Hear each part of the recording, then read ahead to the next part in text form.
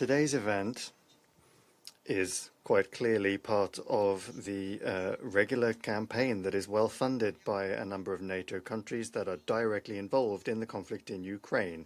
It is a disinformation campaign against Russia, the aim of which is to derail efforts towards a peace settlement and to justify strikes on the territory of Russia and against civilians. We suggest that everybody who is interested in and wants to learn the truth to break away from these Russophobic cliches and to listen to common sense and analyze different sources. Unfortunately, that is going to require more than the 3-minute speaking time that has been established, so I trust that my statement is not going to be interrupted. I'm sure that everyone has come here to listen to what Russia has to say. Let's start with Azov and with the first, the root causes of the conflict. Everyone knows that Western countries in 2014 brought people to power in Ukraine that declared the population of the southeast of the country to be terrorists and launched a full-scale war against them using tanks and air power and also killings and torture. The residents of Donbas were punished for wanting to speak in Russian and for wanting to exercise their own self-determination. That tragedy was not given any objective assessment by the UN or by any of those that are today calling for upholding human rights and IHL. And the Western backers supported that tragedy and did not just give it moral support. Currently, these terrible events are the subject of consideration within the ICJ, where Kyiv is a respondent in the case of a violation of the Convention on the Prevention and Punishment of the Crime of Genocide, and I suggest that you follow those proceedings. Since the population of Donbas did not support Ukraine entering into NATO's orbit, their elimination was beneficial to the countries of the alliance, so as to drag Ukraine into this aggressive bloc, which for decades methodically and regularly inched towards the east, towards Russia's borders. Moscow firmly and patiently asked the members of the alliance to keep to the principle of indivisible security in Europe that they had agreed to. However, in response, we consistently came up against cynical deception or against attempts to exert pressure and blackmail, while the bloc's military machine steadily moved right up to our doorstep. One of the steps of this deception was the Minsk agreements, the conclusion of which was necessary on the Western signatories' own admission to rearm Kyiv. The culmination of all of this was the armed escalation in Donbas in 2022.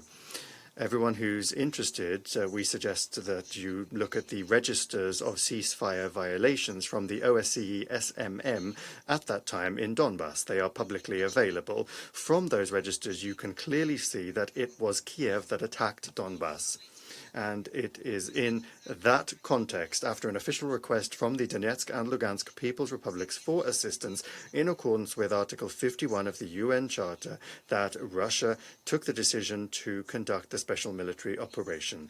The crisis in Ukraine was orchestrated and continues to be inflamed by the countries of the West, who allegedly are concerned by the fate of people who are affected by the conflict. The UK is prominent among those countries. Back in 2016, the UK signed a memorandum on military cooperation with Kyiv, according to which the parties began to exchange intelligence information. Britain began to train Ukrainian soldiers. In that regard, it is no surprise that in the spring of 2022, when during the Istanbul negotiations the parameter for a peace settlement had practically been determined, the then British Prime Minister Boris Johnson derailed the agreement and ordered Kyiv to wage hostilities. And now the representative of the United Kingdom is talking about de-escalation. Well, where was that statement in 2022? London is one of the biggest suppliers of arms to the AFU and has already spent more than £13 million on that aim. Since 2024, it has been implementing Project Breakstop, as part of which it is now testing British long-range systems. And make no mistake, today's event is an attempt to justify the use of those systems against Russia and its civilian population. In 2020, Britain signed an agreement on a political, commercial and strategic partnership with Ukraine, and in 2024, an agreement on security cooperation. I think that there is no one in this room who believes that this is a form of charity. In Ukraine, a time-tested colonial policy is being carried out, and the Ukrainians have to earn their place within a mandate territory. And then there's Latvia.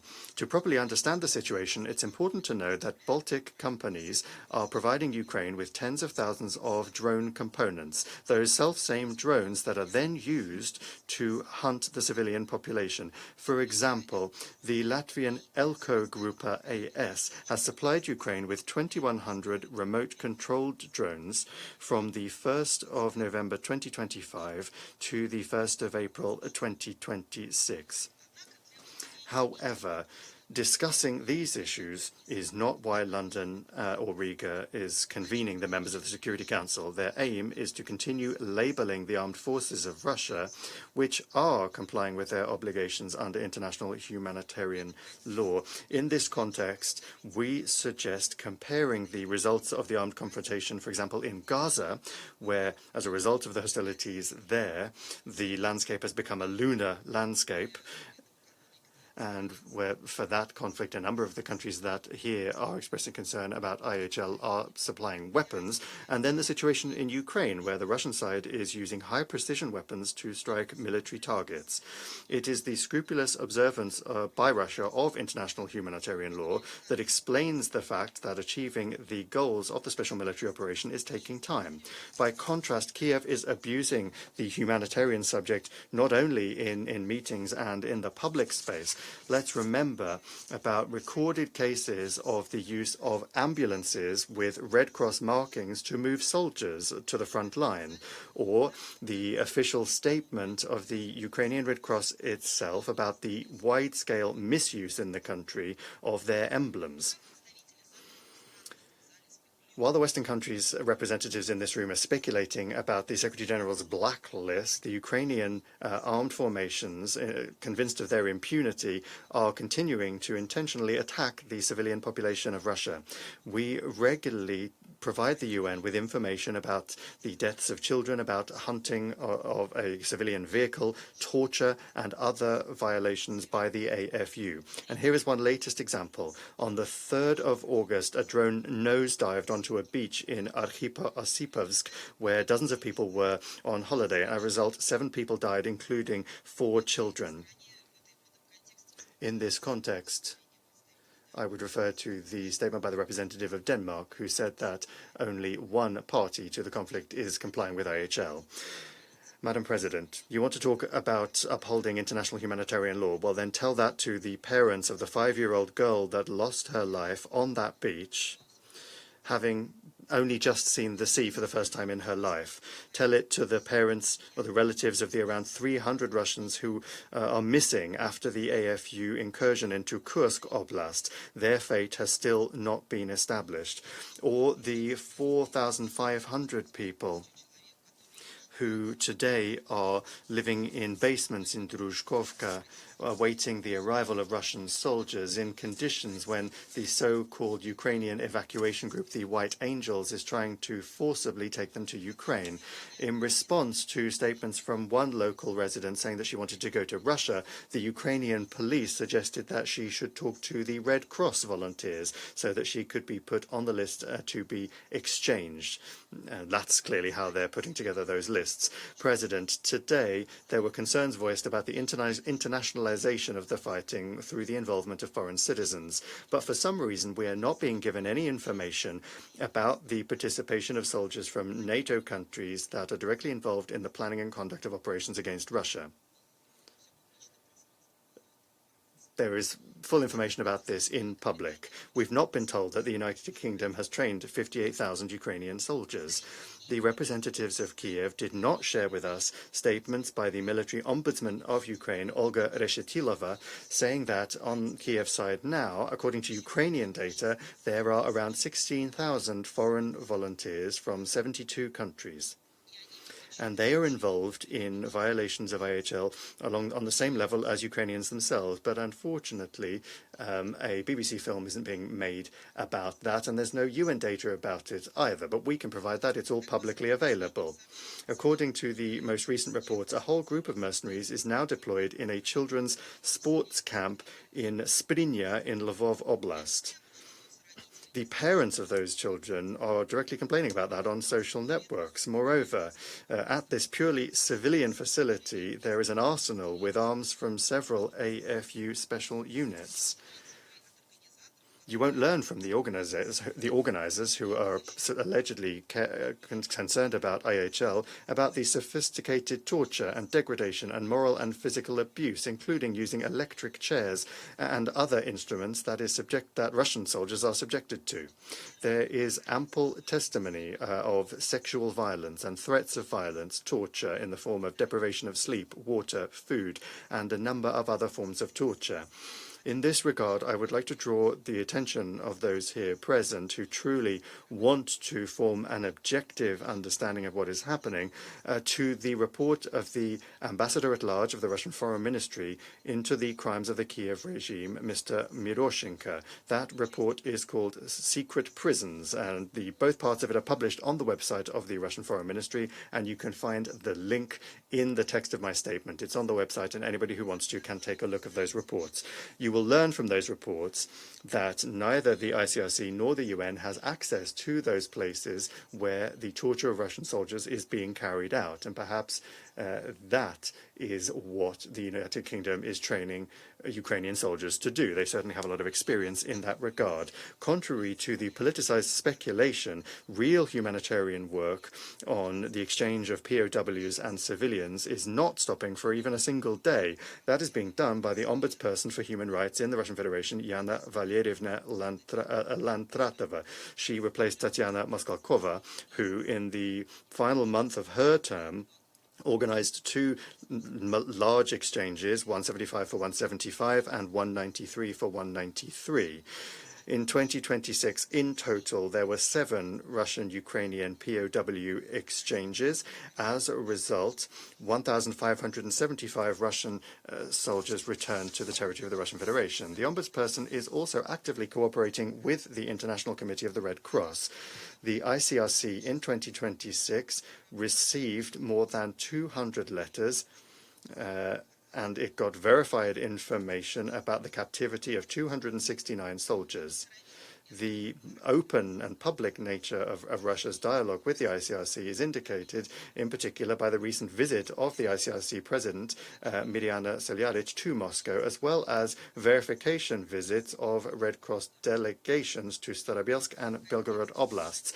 In this context, the interference of European countries, including in the form of this sort of event, or this event in particular, is an attempt to hinder this sort of cooperation in this area. As part of the plan for mutual visits or joint visits of Russian and Ukrainian POWs that are detained during the special military operation is something we continue regular inspections for. Detention conditions have been verified for more than 3,900 Ukrainian soldiers in 15 facilities. Following those visits, we can say that the detention conditions for this category of persons, as well as their food, clothing, and necessary medical care, is fully in accordance with the norms and standards of international humanitarian law. And incidentally, I would like to recall that the detention facilities of Ukrainian prisoners of war. You know the situation in Lenenovka, where a detention facility for prisoners of war was bombed by Ukrainians and then a plane was shot down. You need to remember these things. At the end of July, Yana Valeriyevna Lantratova reported another exchange in 2 categories, POWs and civilians who are on the territory of Ukraine and aren't able to independently return home. However, the success of this depends directly on the Ukrainian side, which is extremely selective in its approach to this process and is not choosing all of the soldiers that Russia wants to put forward for exchange. For example, Kyiv is intentionally not including in the exchange process soldiers from the LPR and DPR and the Republic of Crimea. It calls them traitors just for the choice that they made. In conclusion, I would like to say a few words and make a few comments about the statements by the distinguished briefers. We note that all of the briefers had an opportunity to come here. They got visas. They were able to come to the United States, and they're here on the podium, and we are listening to their statements. But when Russia attempts to organize a meeting and bring people here who have been tortured and persecuted, they're just not given visas. And so it's very easy just to not listen to them. But we are, of course, trying to provide information, including online. I'd like to begin with the statement by Ms. Claudia Fuentes Julio from OHCHR. I noted that your statement said that Russian prisoners of war are subjected to torture. Unfortunately, you didn't go into detail, and you hastily concluded that it was on a smaller scale. But I fear that you do not know the scale of this, and these conclusions are very hasty. They should not be made so hastily. You need to study the situation in more detail and probably hold an event, and we hope that you will participate in such an event where we can talk about torture committed against Russian prisoners of war by the AFU and their law enforcement agencies. We hope to see objectivity in that regard, but for the time being, we haven't. Next, I would like to comment on the statement by Ms. Umirova. It's an interesting story. I'll start with what you said about the fate of the Crimean Tatar people after Crimea became part of Russia. Here I would like to note that this specific accusation was considered by the ICJ, where all of the information was laid out, allegedly that Russia was persecuting the Crimean Tatars. How many do you think of those accusations were upheld by the court? None of them. So please read the court decision from January 2024. All of those accusations were refuted. None of them was upheld, and we are still hearing about this. Second, I do not know Ms. Umirova's personal story, but according to publicly available information, she was detained because she came to the territory of Russia through the territory of Georgia without a visa, without a Russian passport, and without a visa. So you would need to have one or the other, but she didn't have either, if I'm correct. Then Ms. Umirova had photographs of military hardware and the location of the deployment of the Russian armed forces on her phone. So that was the situation. And I think everyone heard that Ms. Umirova had a lawyer, and there was a legal process. Perhaps someone here may recall Yelena Berezhnaya. She also addressed the Security Council, a citizen of Ukraine. She was arrested and she was kept incommunicado, and her fate at present is unknown. We saw one episode where she was brought before the court. She was in a very poor condition. She had suffered medical problems. She had been treated poorly, tortured, but no one is interested in her face. And unfortunately, she's not able to come here and tell us about what's happened to her. So please pay attention to that sort of information. Please also pay attention to the fact that Mr. Juan Garcia was a defender of Azovstal, as I understood from what he said. He was a defender of Azovstal, the people who were at Azovstal. This is the Azov Battalion, the infamous battalion that engaged in torture and abuses against people in Donbas.